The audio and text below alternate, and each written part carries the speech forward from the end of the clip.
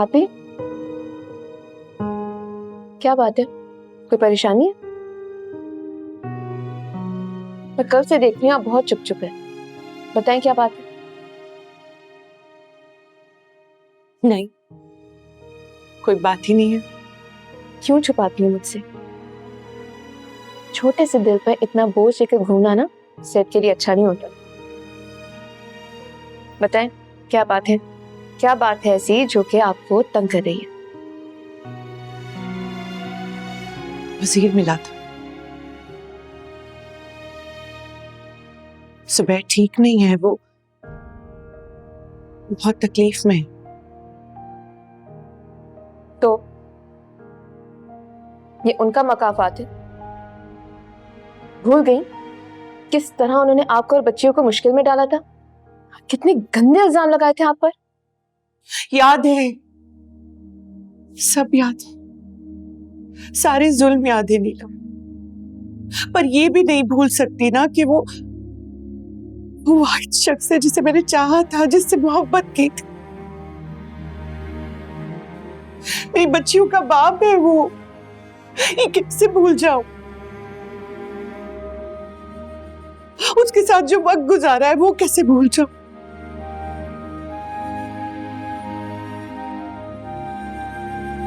तकलीफ में है, आजमाइश में है नीलम। वो बड़ी आजमाइश में।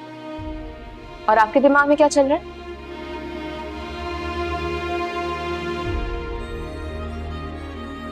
वो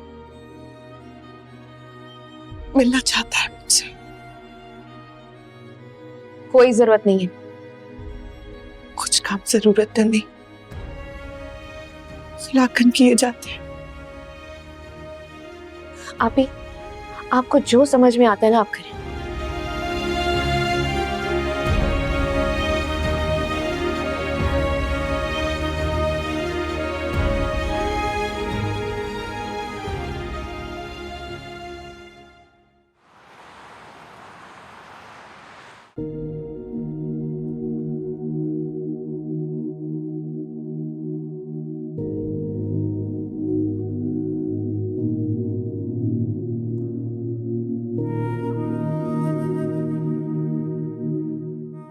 क्या हुआ? अभी तक ऐसे क्यों बैठी हो? असलम के साथ कहीं घूमने के लिए नहीं जाना तुमने?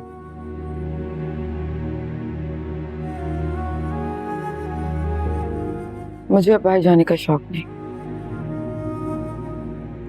घर में रहना चाहती हूँ। तो क्या इसी तरह बैठी रहोगी घर में, चार दीवारी?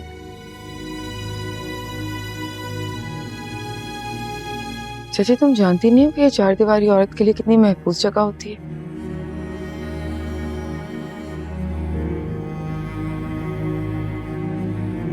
इधर से बाहर तो औरत सिर्फ एक खिलौना है जिसका जब जी चाहे आए, खेल के चला जाए।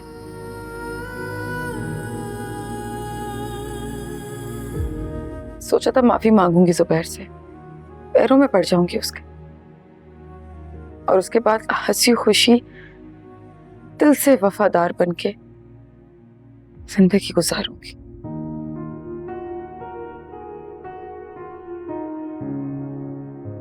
लेकिन जितना बड़ा गुनाह किया था मैंने, मेरी सजा तो बनती थी। चलो, जो होना था वो तो हो गया ना। जुबैर ना सही, दूसरा तो मिल गया है ना तुम्हें। असलम बहुत शातिर है, कभी भी धोखा दे सकता है। तुम्हें कोई धोखा नहीं दे सकता, बहुत बड़ी चालाक हो तुम। मुझे भी बहुत नाज था अपनी चालाकी में, लेकिन अब मैं अच्छे से समझ गई, वक्त का पहिया जब घूमता है ना, सारी की सारी चालाकी धरी की धरी रह जाती है। क्या हो गया तुम्हें? क्या फजूल बातें सोच रही हो? अभी ये सोचो कि अगले महीने का राशन कहां से आएगा।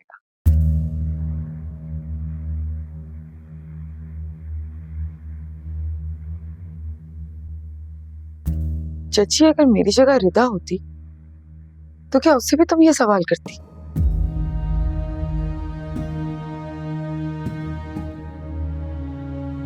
फिक्र नहीं करो, जब तक यहाँ पे हूँ बंदोबस्त करती रहूंगी। अब तुम इस घर में रहोगी तो कुछ ना कुछ तो करना पड़ेगा ना। हमारे घर के हालात तो तुम्हारे सामने हैं। बुरा मत मानना, लेकिन तुम्हें बिठा के हम इस घर में खिला नहीं सकते। वजाहतें देने की जरूरत नहीं है। 1-2 दिन की बात होती तो समझ में भी आता, यहाँ तो महीने हो गए।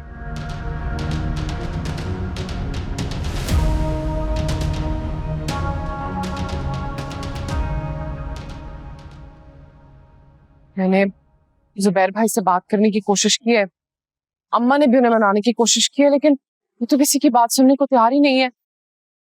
वो कह रहे हैं कि सब कुछ मेरा है और मैं अपनी बेटियों को उनका हक दूंगा।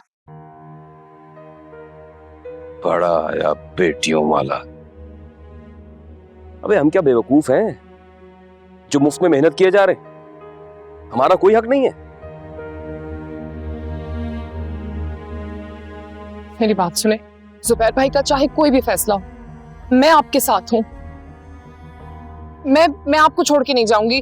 आप अगर मुझे कहेंगे ना कि घर छोड़ दो तो मैं घर छोड़ के आपके साथ भाग जाऊंगी।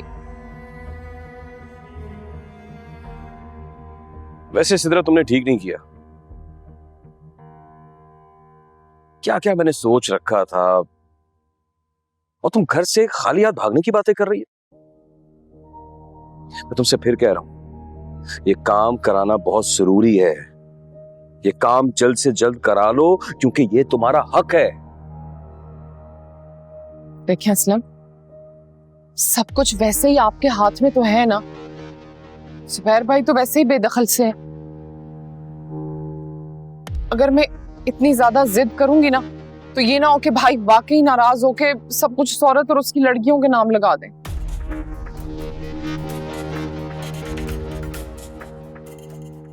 ये बात भी ठीक है। मुझे जरा सब्र और हौसले से काम लेना चाहिए। आज सिर्फ रुपया पैसा मेरे हाथ में आ रहा है। सिद्रा से शादी के बाद उसे इतना तंग करूंगा कि जुबैर जायदाद सिद्रा के नाम लगाने पर मजबूर हो जाएगा और फिर सिद्रा की जायदाद अपने नाम लगाना कौन सा मुश्किल होगा।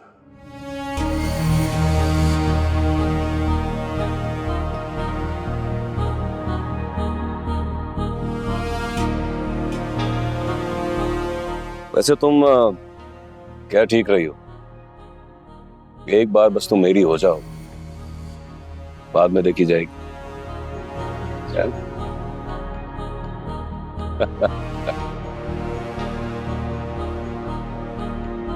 ओ भाई, हेलो, इधर।